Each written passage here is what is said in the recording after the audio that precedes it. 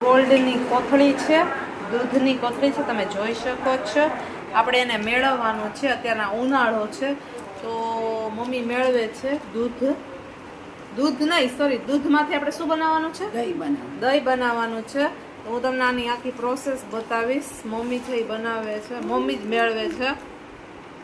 તો પહેલાં તો આ કટ કરી નાખશું. આપણે કેટલી ટોટલ 3 થેલી લાવ્યા હતા, 2 થેલી કાઢી નાખ્યું દૂધ. અત્યારે ત્રીજી થેલી પણ કાપી રહ્યા છીએ અમૂલ દૂધની. અને હવે આપણે દૂધ મેળવશું.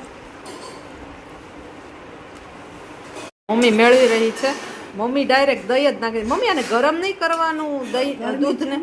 ગરમ થરતા વાર લાગે. એટલે મમ્મી કહે છે કે અમે છે ને ડાયરેક્ટ આ કોથળી લઈ આવીએ, પછી આવી રીતના ઠલવી નાખીએ અને 1 ચમચી આ દહીં છે ને, 1 ચમચી દહીં ભરીને નાખી દેવાનું.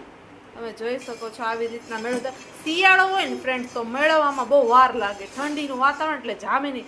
ઉનાળામાં તો ફટાફટ જામી જાય. આ સવાર થશે ને ત્યાં 2 હાંડીમાં છે ને આપણે દહીં સરસ મજાનું બની જશે. ઘણા લોકો છાશય નાખે, પણ અમે દહીં નાખીએ છીએ. દહીં હોય તો દહીં અને છાશ હોય તો છાશ, બંને નાખવાનું. 1 ચમચી નાખી દીધું છે. અને હવે અહીંયા પ્લેટફોર્મ ઉપર જ આપણે રાખી દેવાનું છે. આવી રીતે ઢાંકીને મૂકી દેવાનું રહી છે. બસ જો કાલે છોલે બનાવવા છે ને, એટલે પેલા હું આવી રીતના ચાળી લઈશ. અંદર કાંઈ ધનેડા કે એવું કંઈ છે નહીં, ચેક કરી લેવાનું. અને પછી આપણે વીણી લઈશું. ઘણીવાર શું છે કે છોલેમાં ધનેડા એવું બધું થઈ જાય છે. આવી રીતના ચેક કરી લેવાનું. એટલે ચોખ્ખા છે.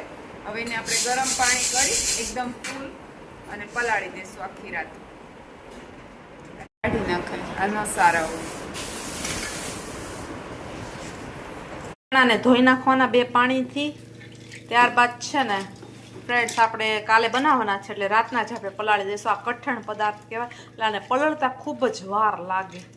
પાછું સવારના તે બાફવા મૂકે ત્યારે તે ગરમ પાણીમાં જ આપણે બાફવાના. ફ્રેન્ડ્સ જો અત્યારે ગરમ પાણી મૂકી દીધું છે.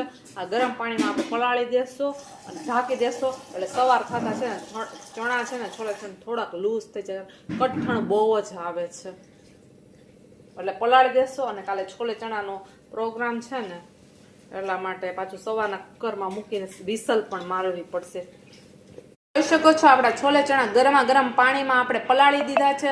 હવે રાતના આખી રાત આપણે રહેવા દેશું આ ગરમ પાણીમાં. અને સવારના થશે ત્યારે પોચા થઈ જશે. ત્યારબાદ આપણે કુકર મૂકીને આપણે એને બાફીશું. ત્યારે આપણા સરસ મજાના છોલે ચણા બનશે. અત્યારની પ્રિપરેશન છે, રાતની પ્રિપરેશન થઈ રહી છે ફ્રેન્ડ્સ.